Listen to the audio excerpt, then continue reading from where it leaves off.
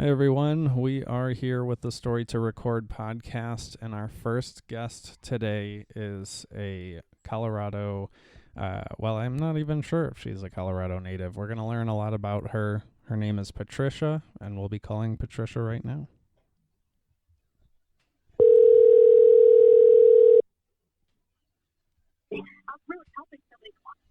Hello. Hi Patricia, this is Eli and Jesse with Story to Record. How are you? Fine. How are you doing? Good. I am doing well. I hear a little bit of noise in the background. Is there a place you can be where it's a little quiet? Right now, hang on. Oh, sure thing. Thanks so much, Patricia. Okay. Great. So yeah, How does this work? this is exactly how it works. We're just gonna talk, and if there's anything that you feel uncomfortable with, we can cut it out. But otherwise, we'll just start by getting to know a bit more about you, and really the purpose of today is to highlight your life experiences in hopes that anyone in your family or your friends or community who wish to know a little bit more about you can easily access this as a means to do so. Okay. Great. So, Patricia, are you from Colorado? No, as a matter of fact, I'm from Ohio. Oh, good. And that's a story in itself. Yeah, How I got to Colorado. In 1977, I was having a really bad year. And I had an aunt and uncle that lived here in Colorado. And it's got to be better there. I couldn't find a job that I liked, Mm. And in the course of a week before I left, I kept seeing these signs on people's cars, like the sign of a fish. Mm-hmm. I had no idea what that meant. So one day I asked somebody, and they said, "Oh, well, we believe in Jesus." And I'm going, "Oh, well, okay, so do I." Well, it was the 2nd of July. I basically had enough. So I packed my dog and a suitcase and a TV, all in the back of my 1967 Rambler. And wow. I had no idea what I was going to do. I had my paycheck, and that was it, and that was like $300. And I got on the highway and headed west. Wow. And along that journey, I also had a CD at that time. And I got to talking to this one gentleman, and finally he said, "Well, why don't you pull over and my wife and I will treat you to dinner?" And I thought, gee, that sounds pretty good. Mm. So it turned out he was a minister. Wow. And you met them over a CV? A CV radio? Excuse me? I'm sorry, I just want to make sure. Did you say that you met them over a CV radio? Yeah. Oh, wow. And I'm beginning to see this. Well, while we were there, I had fed my dog and everything. And he comes over and he looked at me and he said, and this is an exact quote, I'll never forget it. He said, "You're doing the right thing. God is telling you to go to Colorado." And I just kind of looked at him. I mean, I'm a believer in all that, but I don't, I'm not going to stand on a street corner and yell, "God saved my life," So then on the CD, I found another guy. And he said, "Well, you follow me and I'll get you to Colorado." And I said, "Okay." Because I had no idea how to get there, no maps, no nothing. Wow. And so when we got to Chicago, somehow I lost him, and I went to get off, and 3 truckers got on my CD and said, "You do not want to get off here." And I said, "Okay." So the guy's name was Tobar, and so he said, "Okay, I'm waiting for you at this exit. Get off there, and we'll get back on together." And I said, "Oh, okay." So then my 1967 Rambler was starting to overheat, and so we pulled off at a park. I grabbed my dog and ran. He opened the hood, and I mean, it was just hotter than heck in there. And by this time, it was the 3rd of July.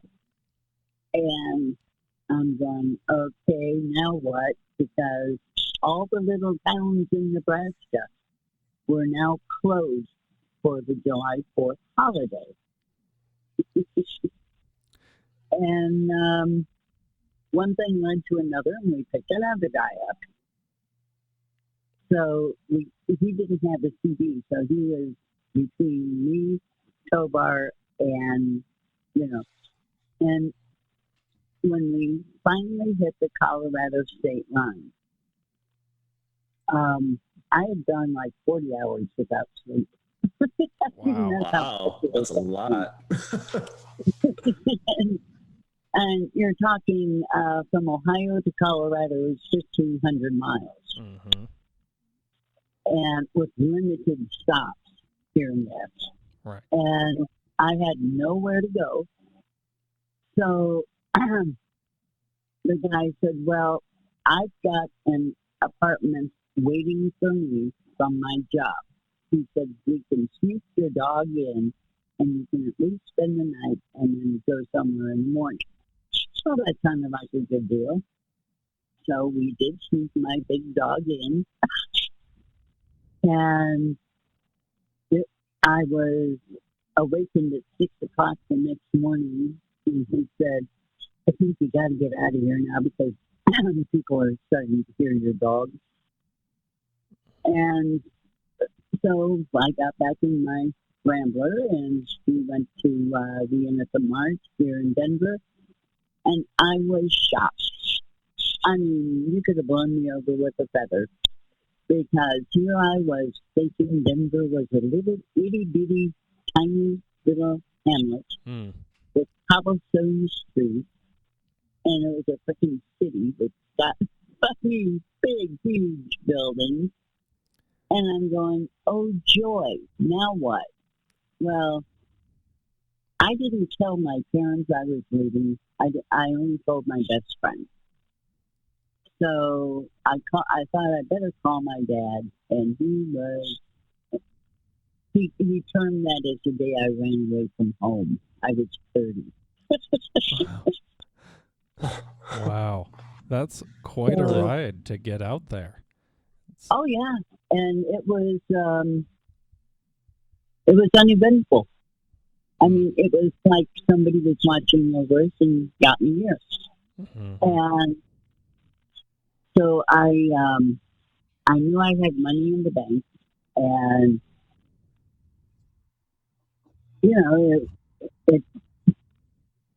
I was not in a hurry to find a job, but I knew I wasn't going back. Right. The minute I went over the Colorado state line,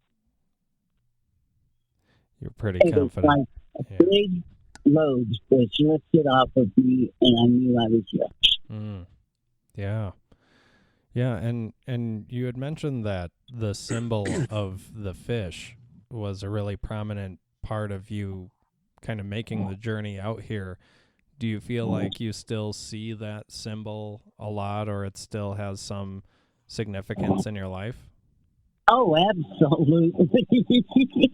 I can tell you stories of how God has saved me many, many times. That's excellent.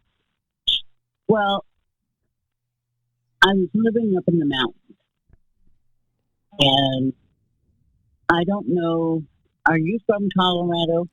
So actually, Patricia, Jesse, and myself, we have somewhat similar stories. I'm in Colorado as well, but I'm actually from Michigan, and Jesse is on the East Coast, and he's from Michigan as well. And it's really a matter of, like you said, decades later, the issue of employment was still such a challenge. So that resonates. Yeah, I'm actually from Michigan, and I've been here in Colorado for about 6.5 years now. Well, one of the instances that stands out in my head was I got a job. Matter of fact, I had 4 jobs in Denver, but I didn't like Denver. I wanted to get out of Denver. Too big. So I moved into the mountains. I moved to a place called Gatsero, which is right off I-70, right before you go into Glenwood Canyon. It's just off on the right. Okay. And I was working at that time in Glenwood Springs. So I was commuting through Glenwood Canyon before it was supposedly fixed. Oh. And okay, yeah. I did bring my daughter out there finally. And she was in school in Glenwood. And so I was picking her up after my work, and I got on the highway. And I don't know if you've ever seen this truck movie about a trucker that tries to kill people. I probably have. The 18-wheeler. I'm sure. Probably have. In this particular case, when we got on the highway, and keep in mind it was a 2-lane highway then, and I saw this truck getting closer and closer and closer, and of course you can't pull off. I wasn't near the pull off. And so I kept going faster and faster and faster. Well, he kept getting closer, closer, and closer. And eventually, we finally came to a pull-out. I could get off just in time because he would have hit me. And I stomped on the brakes and slid right to the edge of the thing, and the water is like down below, and I'm going, this is not a good thing. That sounds frightening. And it was terrifying. And then another time, I got on the highway from Glenwood to Gatsero. And again, it was still the 2-lane road. And I will swear to the good Lord above that he actually picked my vehicle up because we went around a curve and there was a car no further than 5 feet directly ahead of me. There was no way we were going to avoid a collision. Oh, wow. And I just kind of closed my eyes and said, "Dear God." Next thing I know, everything was fine. And I'm going, how the hell did this happen? Wow. It's, I mean, yeah. It's just one thing after another, you know? Sure. You tend to believe in the Almighty at certain times of your life. And the older I get, the more I believe. Mm-hmm. Why do you think that is? Excuse me? Why do you think that is? That the older you get, the more you believe? Well, because it seems every time I have asked for something or needed something, out of nowhere I get it. Sure. I started living in an RV in 2009. I couldn't afford. We went through the house thing, and I had to retire from my job because of my health. Okay. And I found an RV that I absolutely loved. And not being familiar with RVs, I didn't really realize that the batteries were all that important. And I mean, I kept running out of juice. And I'm going, well, this gentleman starts coming over and taking out the batteries, or one battery a day, taking it up to his place to charge it. Turns out he was a ranger at the campground I was in. And so we became, rather good friends and whatever. And one day he comes up to me and hands me a piece of paper. And I said, okay, what is this for? And he said, I want you to call this lady. And I said, okay, can I ask why? And he said, no. And I said, okay. Well, I called the lady, made an appointment, and went up and found out that he and his wife had donated $385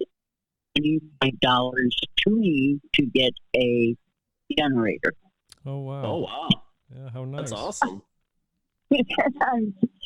And what's really odd is 2 nights before that, I was out at my little campfire thing, and, everything's going pretty good, and I kind of said, dear God, I really wish I could get a generator. 2 days later, I had one. Wow. Okay. It's just, I've had stuff like that happen to me. I'm 73. This stuff happens pretty regularly to me. That's so great. And what a blessing. Yeah. I think the examples that you've given support your journey in this. It sounds like you were saying that in the mid 70s, religion isn't really something that you were in tune with, but decades later, you can see how much of an influence it has on your life. Oh, hell yeah. Well, pardon my swearing, yes. it's totally fine. Yeah, and I mean, and this isn't to say that everything in your story has to do with religion, but I just want to highlight this piece because obviously it has such a large meaning to you and your story. Well, you want to hear something even more remarkable? Yes, please. Well, there were two of these instances, but I'll tell you the first one, okay? After coming here to Colorado and getting a job, and I was dating a guy back then, and he was going to Wyoming, and he said, oh, I'm going to let you use my truck. Well, to me, all trucks were four-wheel drive. I didn't know. I had no idea. The only thing I knew about this particular truck is it had 2 gas tanks. And it one of the older ones. So I looked at a friend of mine and I said, hey, you want to take the kids camping because we had all of this camping equipment. And she said, sure. So we get on the highway. Again, no maps. I just took off, went over I-70, and they had been talking about this place called Mosquito Pass. It's up above Alma, Colorado. Okay, yeah. And the best way to get there is I-70 to Buena Vista and then down into Alma. And then we stopped at a store, buy snacks. And this lady said, and so where are you going? And I just kind of looked at her and I said, we're going Mosquito Pass. And she looked at the truck and she said, in that? A rude awakening. Yeah. And she just shook her head. Well, there was a little sign directly across from the store that said Mosquito Pass with an arrow. So we got on the little road, and, well, what you wanted to call a road, And we come to a sign, and the sign says, "This used to be the fastest way between Fairplay and Leadville. It was an old stagecoach road." Okay. Then in little itty bitty words, it said, "4-wheel drive vehicles only." The warning was there. Well, I wondered at that time, do I actually, what's a 4-wheel drive? I've got 4 wheels. It's going to work. And I'm driving. So we start up the path, and you see the kicker here is once you start, you can't back down. Once you make that first curve, you have to continue on. Right. Now, the one thing he had told me about his truck was you don't want to ever drop down into granny gear. Well, we had to drop down into granny gear. And I'm crawling over rocks, and there's a 1,000-foot drop on one side and a rock wall on the other, so you tell me what I'm going to do, So we kept driving. Wow. And I kept looking at Charlotte, and I said, "Charlotte, where the hell did the road go?" And she said, "Just keep on driving. Just keep on driving." So I did. And then we came to the top.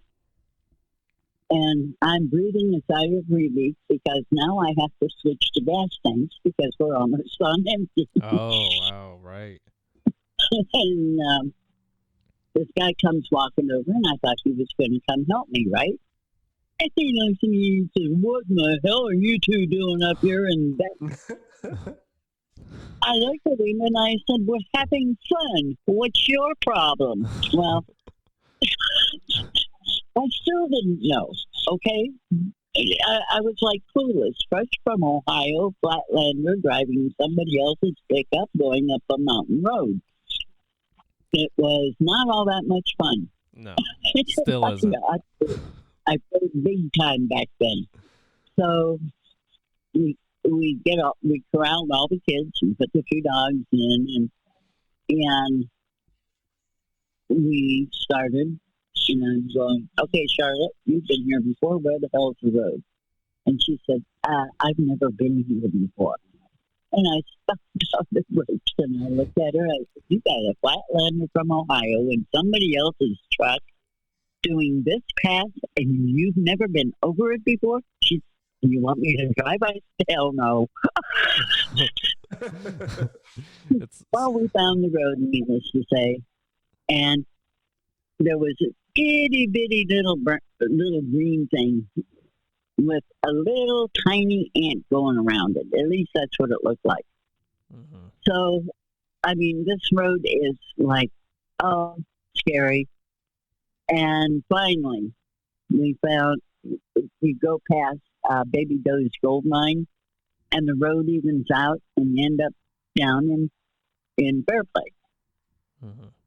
And what looked to be a little brown thing turned out to be a brown Jeep.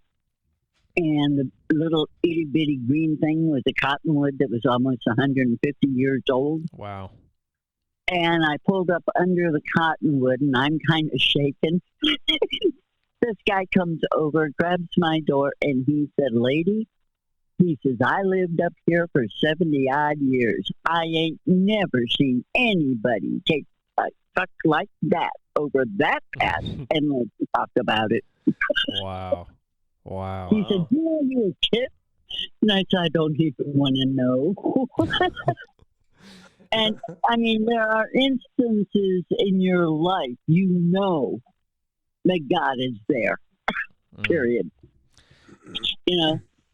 I mean, to this day, I don't understand how I escaped that one. And it sounds like you and your friend had some supreme confidence in each other. No. No, matter of fact, she didn't speak to me for the rest of the way down. And then she says, "Well, we got to go find a camping place." And I said, "Okay." And we started going down this road. And I said, "We're not going to go like up a mountain pass, are we?" And she said, "No, I know right where the campground is." Well, what she didn't tell me was it's a wildlife area, Uh-oh. okay, with bears, moose, elk. Everything's cool, you know. Yep. You got to hear the howling of the coyotes and the dog freak. And the next morning, she comes running and she said, "Get up." I said, "What?" And she said, "Don't argue with me. Just get in the truck." Well, they had disturbed a moose Ooh. in their morning walk. And the moose came over and tore apart the tent that I had just been in. Oh, man. I looked at her and said, "What the hell happened?" And she said, "Your dog barked at it." I said, "What?" And then I saw it in all its 7-foot glory. And I said, "Oh my God, is it going to attack the truck?" Thank God it didn't. Yeah. But it didn't like the tent. And it didn't just go after our tent, it went after the tent, you know, all the tents. But that was rather exciting. Yeah, moose are nothing to mess with. It sounds like you had a lot of pretty unique Colorado experiences as soon as you got here. Well, pretty much, and of course, there was the time that I got in my 1967 Rambler and decided to go visit the top of a mountain, not realizing how much gas it was going to take, and then I ran out of gas on the top of Mount Evans, and I had to find a way down. It was an 8-hour procedure, Wow. helped by 4 guys from the Air Force Academy. They took me down to get the gas and brought me back up to put the gas back in. By the time we got down, it was night. Wow. Yeah. Yeah. Patricia, you seem kind of like a very adventurous woman. I've had an interesting life. I'll put it that way. It sounds like it. I go by a lot by feelings. Okay, like when I was living in the mountains, my daughter hated it, so we decided to move. We went to Arizona. Very nice. Oh. And I hated Arizona. Oh, not nice. But she loved it. And I was able to be there for exactly 1 year. We got there in September. We left the following September. Basically because in Arizona, outside of Phoenix, which is where we were living, there's a disease there. And nobody ever talks about it. But it only attacks people who are not native to the state of Arizona. And it's so bad when they have horse shows and they bring in all these really expensive horses. They don't stay. They come in the day before and they leave after they've been in the show ring. Interesting. And what it has something to do with the soil after it rains. I know it sounds ridiculous, but it's true. Patricia, And I hate to interrupt, but I just want to let you know that I heard about this yesterday. I didn't realize that it was like a disease or something, but I've heard that it causes really difficult allergies for people who aren't from Arizona because of the soil. Is that right? no, it attacks your lungs. And the only way to cure it, since there is no cure, is by leaving the state.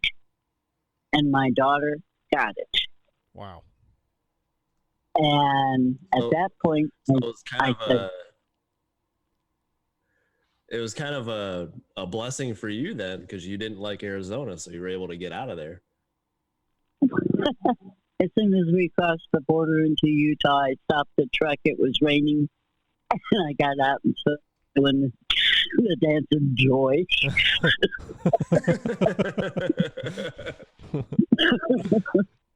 And the other thing,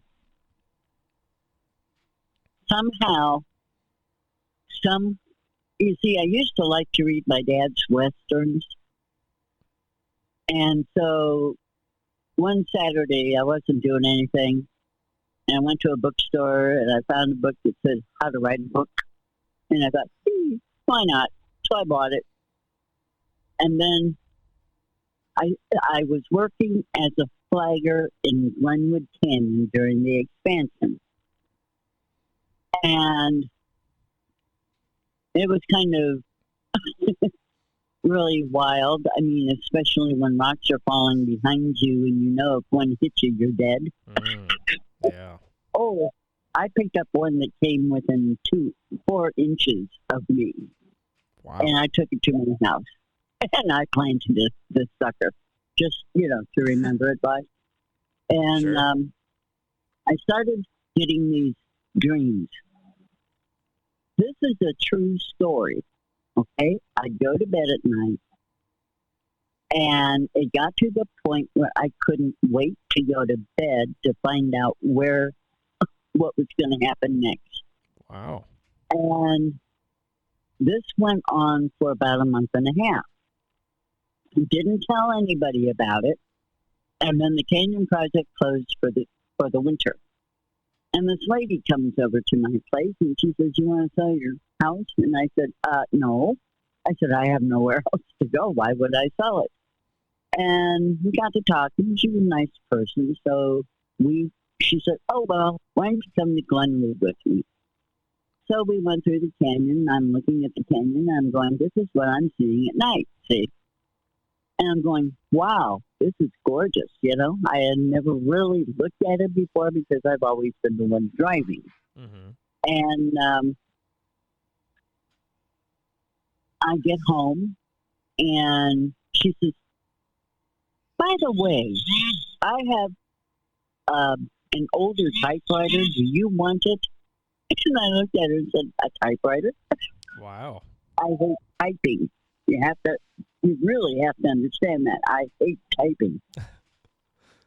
And I said, "Well, if it's free, and I was expecting one of those little punch and key kind of thing and not mechanical." Mm-hmm. And she brings me over an almost brand new Smith & Wesson typewriter. Wow. What a nice gift. With a correction system, like she knew I was going to make mistakes. And then she said, "Oh, and you can't use a typewriter without typing paper, so I brought you a ream of that." I said, "Why?" And she said, "Somebody just told me to." I said, "Who?" She said, "I don't know." So I figured that the typewriter was possessed and I wouldn't go anywhere near it for a while. Smart. And then one Saturday night, I was watching the Carol Burnett show, which was one I'd seen 100 times before. I'd cleaned the house beyond clean. All the laundry was done. So I go over and I plug the typewriter in, put a piece of paper in it, turned it on, pressed the key, and by golly, it worked. Wow.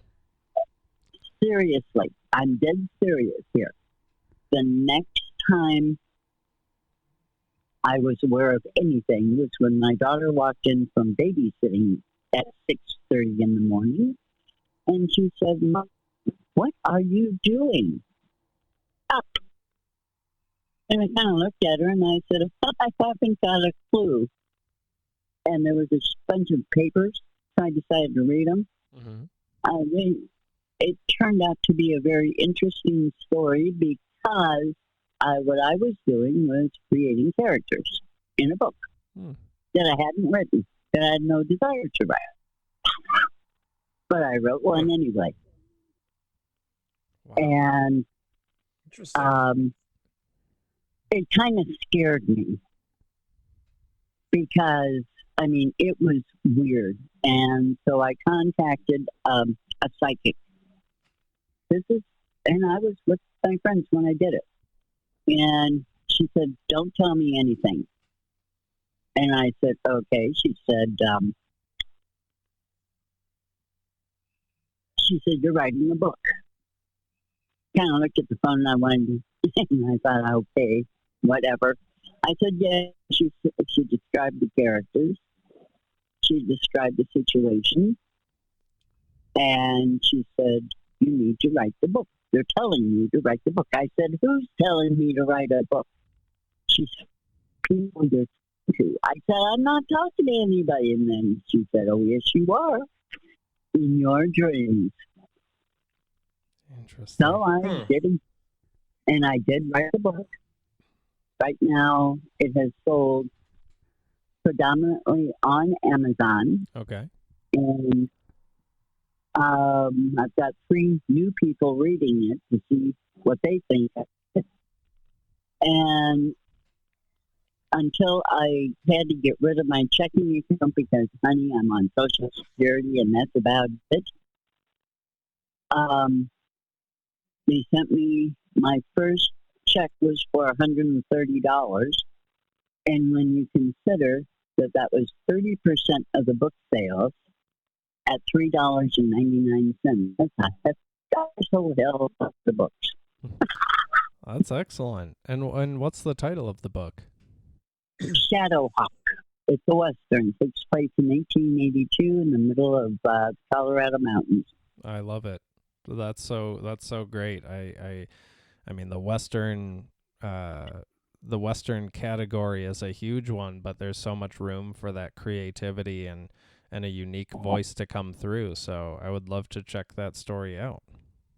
You would? Well, how about I email it to you? Thank you. Yeah, I would love to read it. Thank you, Patricia. And I love you. That part. Yeah, that's great. It sounds like there are so many examples in your life of times where just such a small situation made so many large changes in your life. Does that seem right? Absolutely. Absolutely. Wow. And I love living in my RV. At 73, I have no evidence of Parkinson's and or Alzheimer's. I take care of my dog. I fell in 2012 and I broke my hip and broke. I was in the hospital for 3.5 weeks. Wow. And I came home to a totally destroyed house. And I went home. They wanted to keep me longer, but I insisted on coming home. And I feel that because I live in my camper, that's why I don't have COVID. Oh, yeah, just like a little bit out of the way from most people, right? You just have your own space and can kind of live safely at that distance. Right, and I have my dog, and I trained him. He's my service dog. If I drop anything, he'll pick it up and give it to me. Oh, that's great. Nice. He's awesome, and I'm also an artist, and I have painted some really spectacular paintings that people are nuts about, and but they're all mountains. Okay, I love mountains, and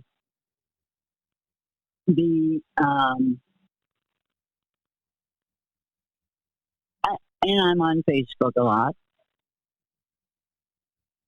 Matter of fact, that's how I found you. and I'm thankful for that. Well, that's only what we discuss is like the tip of the iceberg.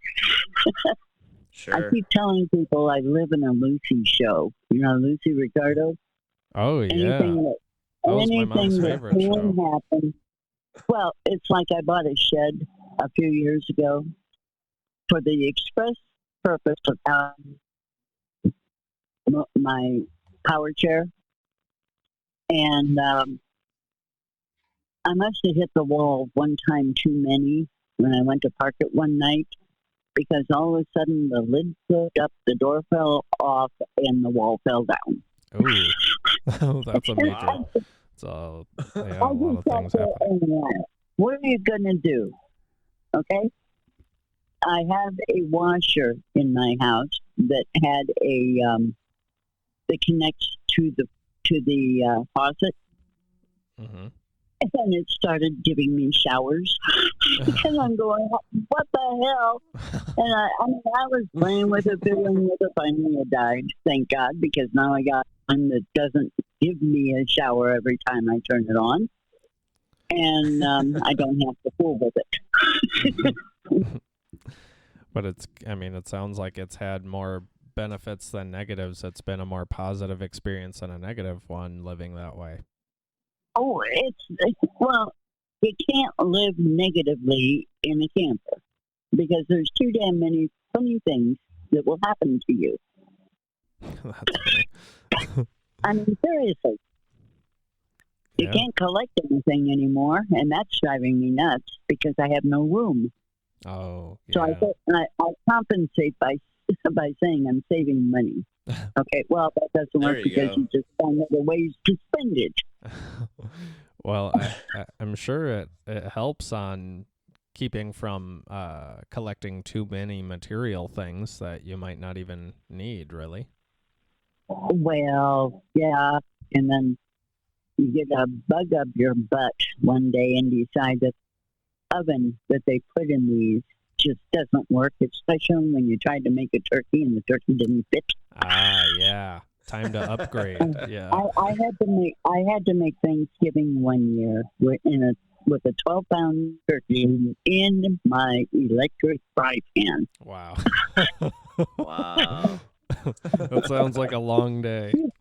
You cannot believe how much I have my little electric fry pan that pretty much does everything, but turkeys, and it doesn't like doing the New Year's ham or the pork roast. So, but I thought to myself, I need the counter space, right? Of course. So I had somebody come over and take out the oven, and all of a sudden I have this nice big empty space, and I'm going, now what can I fill this with? And then I put a lid on it, and I did all the rock work around it. Oh, nice. Well, when you buy one of these little oven things that sits on the counter, now they're thinking a counter in a house. They don't think of little space. And of course, the dummy who goes to the store and says, "Oh, I think I'm going to buy that one," doesn't think it's going to fit. Right. It's not narrow. So, pardon me. Hang on. So,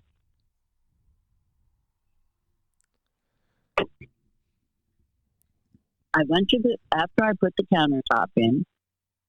Now, you see, I've never done measurements in my life. I just figure everything fits.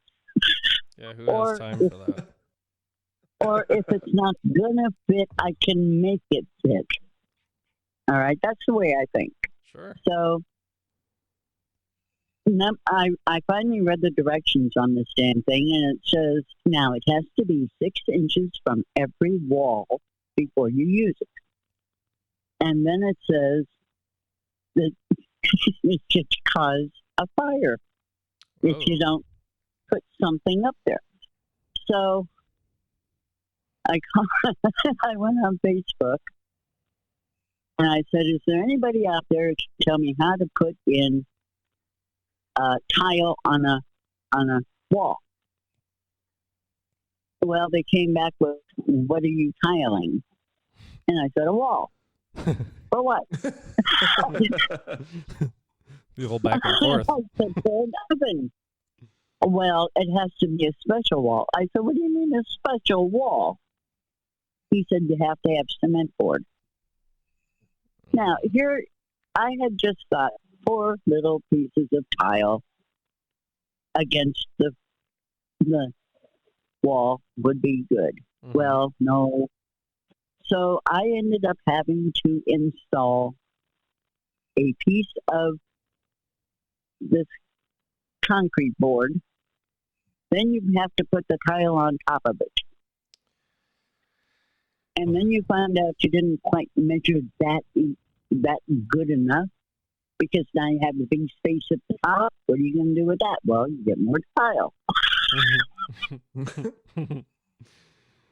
So I tiled not just that wall, but the back wall as well. Nice. And I'm going with the same tile. And I'm going, oh, I think we have a little problem here. And then I thought, just me. But, and thank God that the little doesn't weigh a whole lot because I don't pick things up very well anymore. So, but the first Thanksgiving that I made my delicious turkey in an actual pan for turkey, I was excited. And I did mashed potato. It does everything.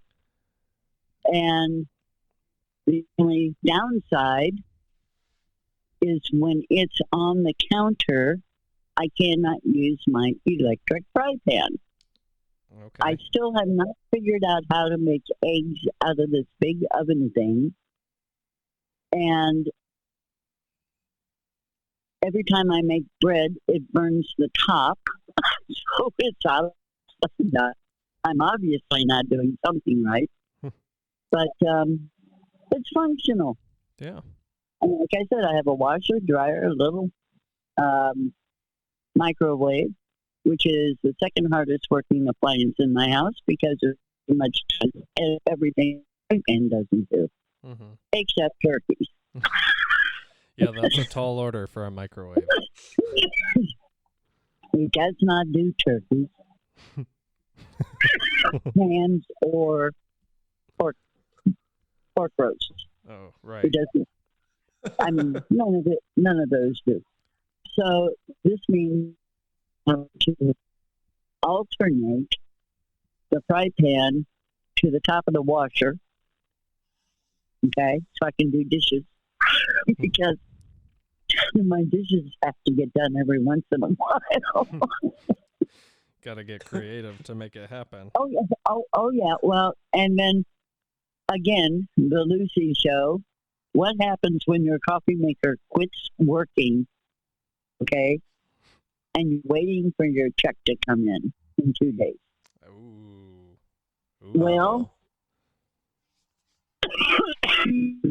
coffee is a necessity of life. So with last $3 yesterday, I bought coffee, kind of instant coffee, for $1. Necessity Okay, indeed, well, yeah. now how do you heat the water when you don't have a stove? Microwave? And so that's where you take your electric fry pan and you plug it in and you put a pan in it full of water and you put a lid on the pan. But while that's heating up the water, you're sitting there going, well, you got dinner, idiot. So how are you going to do that? Well, I waited till the water got hot. Then I had to put my other little... I mean, there's only me. Why should I use my whole fry pan? I have pans that fit inside it.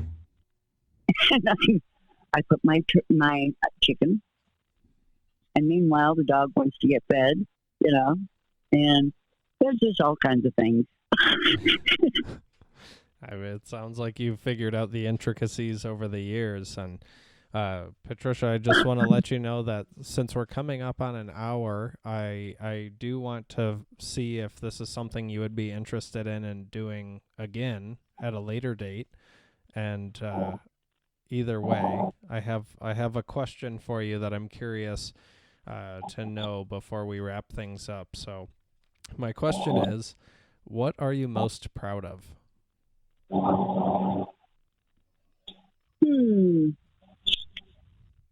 Well, being here. Okay. because there have been many times.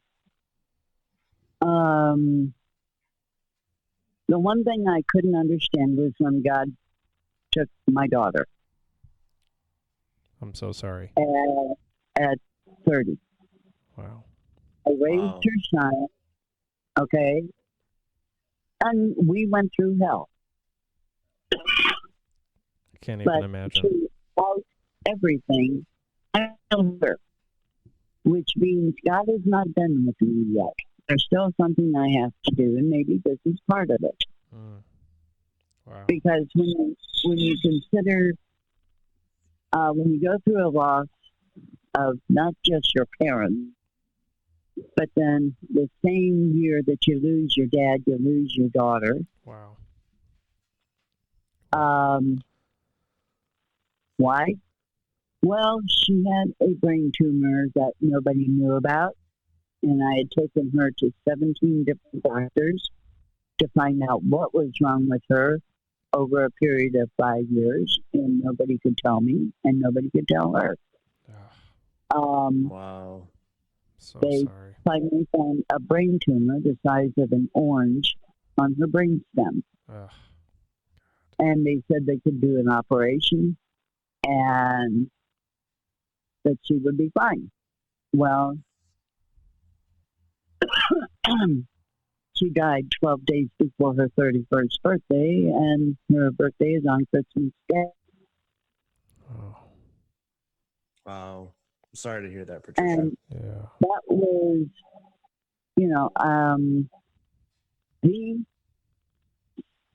after losing my dad and then losing my daughter, that was the hardest. I mean, it's a miracle I didn't just go downhill and do something strange, Yeah. I thought about it. I mean, what purpose? And then I thought, well, her son is still here. So, and then I found out that the jerk didn't want him and was threatening to put him into foster care. That's when I stepped in and I got custody. Wow. And that's when the day I took him to school and nice new clothes and whatever, the principal came up to me and he said, it's a good thing you stepped in when you did because we were going to call social services on him. Wow. Apparently, he wasn't being fed. He was neglected. And he went through hell. Wow. And I was right there with him. So, there's other aspects of my life that very few people know anything about, Yeah. Well, and this is really a shining example of how you were put here for a really, just a huge purpose. And Oh, exactly. yeah. Exactly. Yeah. And I understood that. And now my grandson, who is he's 28 now. Wow. And he helped me he got me a Jeep that I now drive. That's wonderful. And he's going to get me in the camper. So finally, he has come full circle from not speaking to me for 9 years. Okay. To now understanding what exactly I've been through. Yeah. Yeah. And I'm sure that he had a lot of difficulties too growing up and really trying to process that. Grief is something He almost cost me my job because when I received custody of him, I had like vacation time that I would take, Well, in the 5 years, I got him when he was 5. By the time he was 9, I was still working for the same company. I hadn't had a vacation because I kept using vacation days to go to court. He was not exactly the best in the whole world at all. by any stretch of the imagination. He was into painkillers. He was into pot. He was. He spent time in and I disagreed with him, but he spent 9 months in a house, and that place he just learned how to be a real criminal. And I'm it's but when he turned 18, he and graduated. I was thankful he had graduated. I got him into Lincoln School for Automotive Technology. Oh yeah. He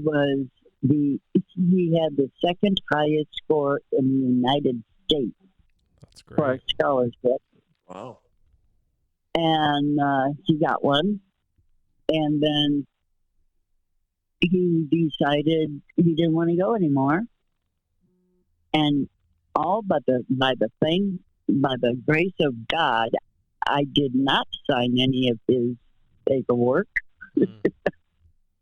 Otherwise, I would have been responsible for his bills. And I said, no, I'm not going to do that. Yeah. Wow. His grandpa didn't either.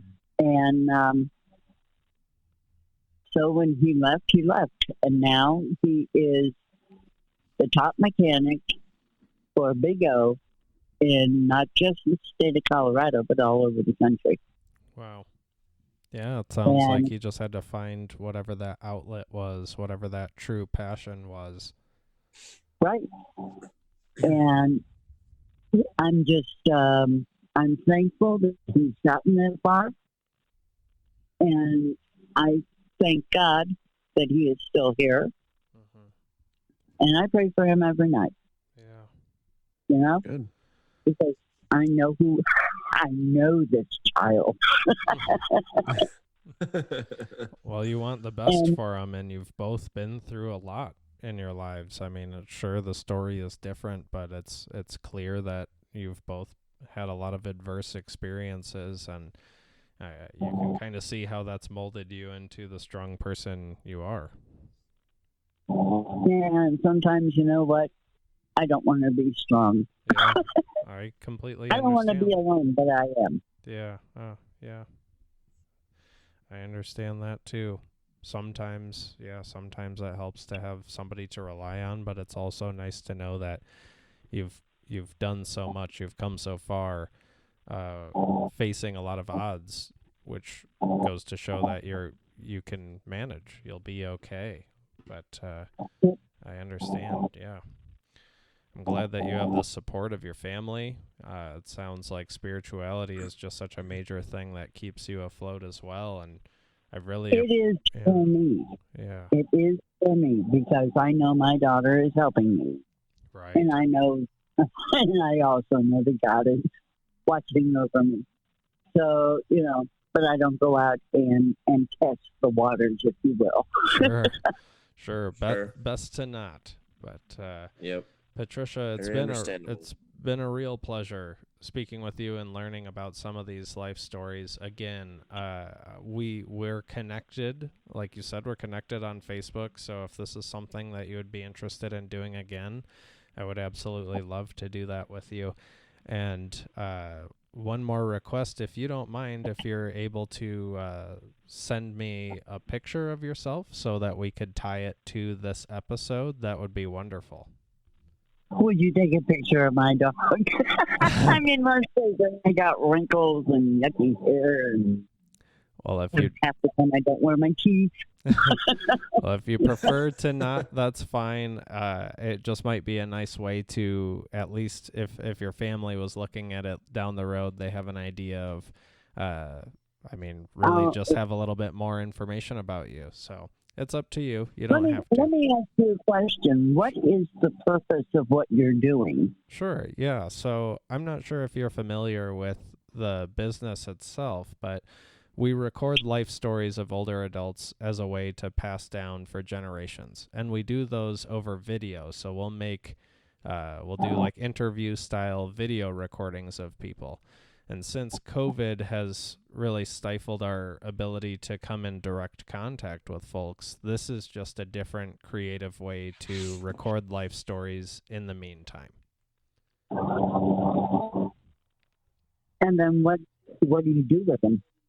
We give them to the family so they can pass it down. I liken it to so Patricia, if you wanted to find out something about your great-grandparent, it would take a lot of legwork. It would take a lot of research. You may read some stories. You may find out when they were born, when they passed, what their name was.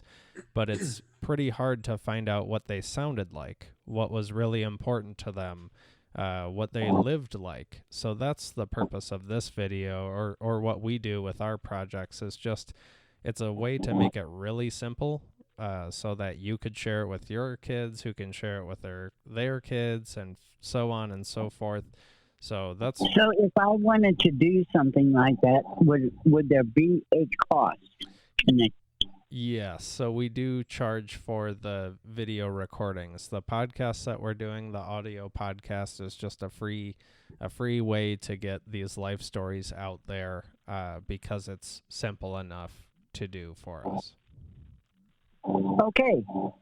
Yeah. Well, once you continue this at some other time, I'd be more than willing to. Wonderful, Patricia. I'll reach out and we could schedule another time to talk, but it's really been a pleasure getting to know some of these aspects about your life, and I hope that people in your family can stumble across this at some point and just get an idea of your personality and learn a little bit more about you than the standard things that people tend to ask. So it's been a real pleasure. Okay, and you have a marvelous day, and talking with you. Thank you so much, Patricia. Take care. Thanks, Bye-bye. Patricia. Bye. Thank you. Bye. Bye. Okay, that was Patricia. Let me check this out, because I should have asked for the pronunciation of her last name. The reason why I didn't say it at the top was because I didn't want to butcher it, but that is Patricia Hengeveld. So thank you so much, Patricia. It was a real pleasure hearing some of those stories, getting to know a little bit more about you. And Jesse, thank you so much for being here with us. Of course, always a pleasure. Yeah, we will we'll likely touch base again with Patricia down the road, but for now, thank you all for listening. Stay tuned. We've got a few more calls coming up in the near future. So, thank you all. Take care. On.